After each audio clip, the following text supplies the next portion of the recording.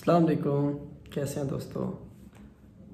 कुछ दिन पहले हमने ब्रेस्ट कैंसर अवेयरनेस पे एक वीडियो बनाई थी, तो उनसे मुतल्लिक़ चंद सवालात हमें मौसूल हुए और उन सवालात को हम डिस्कस करते हैं। उनमें जो पहला सवाल हमें मौसूल हुआ वो ये था कि क्या कैंसर की प्रिवेंशन में अंडरगारमेंट्स का कोई रोल है, यानी उनके कलर का कोई रोल है इसमें। उसके बाद दूसरा ये कि इसके ट्रीटमेंट ऑप्शंस क्या क्या मौजूद हैं और कौन सा तरीका इलाज ज़्यादा कामयाब है। और उसके बाद इसका प्रोग्नोसिस यानी कैंसर के बाद सर्वाइवल रेट कितना है। तो हम बारी बारी इन सवालात को देखते हैं। सबसे पहले हम सवाल जो हमें मौसूल हुआ उसमें ये था कि क्या अंडरगारमेंट्स का कलर जो है उसका रोल है कैंसर की प्रिवेंशन में या नहीं। तो जो इस मामले में डाटा अवेलेबल है वो इतना ज़्यादा तो नहीं है, लेकिन हम साइंटिफिकली जानते हैं कि जो ब्लैक कलर है वो गुड अब्जॉर्बर है, यानी वो शुआओं को ज़्यादा जज़ब करता है, ख़ास तौर पे अल्ट्रा वायलेट को। और जो अल्ट्रा वायलेट शुआएँ हैं, जो सूरज की शुआएँ हैं, वो जिल्द के अंदर पेनेट्रेट भी करती हैं, यानी जिल्द के अंदर जाती भी हैं। तो इसलिए जो इस मामले में माहिरीन सेहत हैं वो ब्लैक कलर को जो है वो कहते हैं कि आप अवॉइड करें, आप ब्लैक कलर के अंडरगारमेंट्स ना पहने। ख़ास तौर पे जो ब्रेस्ट के लिए गारमेंट्स हैं वो जो है वो ब्लैक कलर के अवॉइड किए जाएं। तो इसलिए प्रिवेंशन में इसका रोल है। बाकी इस पर कोई इतनी ज़्यादा तहकीकात नहीं है, लेकिन अगर आप प्रिवेंशन के तौर पे इसको करना चाहें तो ये एक अच्छी चीज़ है प्रिवेंशन में। उसके बाद ट्रीटमेंट ऑप्शंस क्या क्या हैं। हमने उस दिन भी डिटेल से बात की थी, लेकिन दोबारा देख लेते हैं। उसमें एक बात पूछी गई थी, प्रोफाइलैक्टिक मैस्टेक्टमी क्या है। छाती के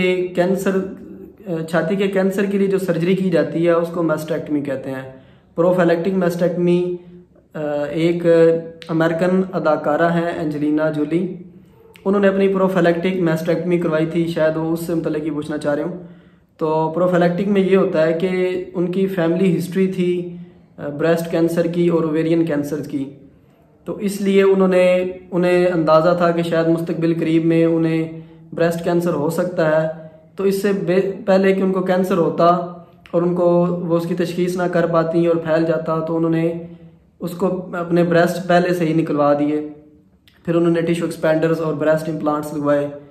तो इसको प्रोफाइलैक्टिक मैस्टेक्टमी कहते हैं, यानी बीमारी होने से पहले ही अगर आपके रिस्क फैक्टर्स इस तरफ लेके जा रहे हो कि आपको बीमारी हो सकती है और आप उससे पहले ही जो है ना वो एहतियाती तौर पे कोई इलाज करवा लेते हैं, उसको प्रोफाइलैक्टिक मैस्टेक्टमी कहते हैं।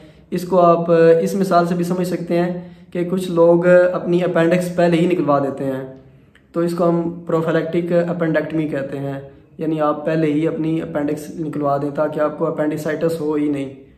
तो इसको प्रोफाइलैक्टिक मैस्टेक्टमी कहते हैं कि आप बीमारी के होने से पहले ही एहतियातन और परहेज़ के तौर पे उस इलाज को करें। उसके बाद इसकी यह एक किस्म, उसको कहते हैं हम ओपन मैस्टेक्टमी। ओपन मैस्टेक्टमी में ये किया जाता है कि जो आपका मुतासरा हिस्सा है उस हिस्से को निकाला जाता है या उस ब्रेस्ट को निकाला जाता है। अगर वो दोनों तरफ के ब्रेस्ट इन्वॉल्व हैं तो उन दोनों को निकाल दिया जाएगा, इसको ओपन मैस्टेक्टमी कहते हैं। इसके बाद है रेडिकल मैस्टेक्टमी।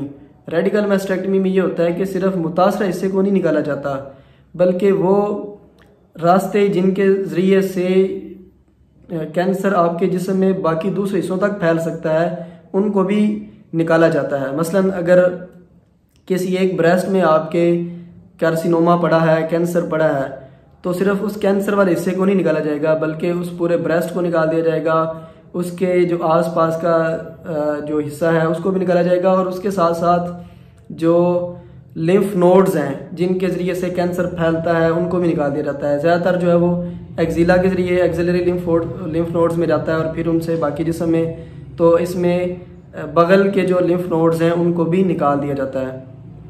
उसके बाद जो है वो हमारे पास है लम्पेक्टमी या क्वाड्रेंटेक्टमी।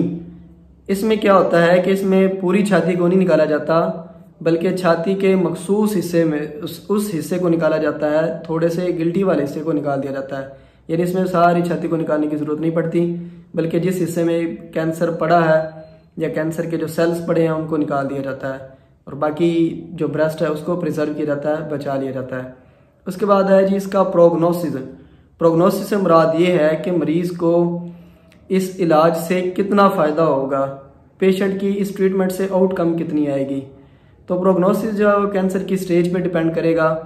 इसलिए जो है छाती के कैंसर में जो ज़्यादा अहमियत दी जाती है वो ये है कि ज़्यादा से ज़्यादा ख़वातीन जो है ब्रेस्ट सेल्फ एग्जामिनेशन करें, जिससे उनकी जल्द तशखीस हो और इलाज में कामयाबी के चांसेस उतने ज़्यादा हो जाते हैं। जितनी जल्दी तशखीस होगी, बर वक्त तशखीस होगी तो बर वक्त इलाज होगा। अगर शुरू की स्टेज में कैंसर है, स्टेज 1 और 2 का, तो फिर उसका इलाज भी ज़्यादा कामयाब है। और अगर स्टेज 3 और 4 का है तो फिर उसके इलाज के चांसेस भी कम है। मेरे दोस्त अपने साथ बात शेयर कर रहे थे, उनका ज़ाती जो है ना, उनकी वालदा को कैंसर था। वो कह रहे थे जब वो पैदा हुए तो उसके फ़ौरन बाद ही उनकी वालदा को कैंसर हुआ। तो लेकिन जल्दी तशखीस होने की वजह से उन्होंने इलाज करवाया।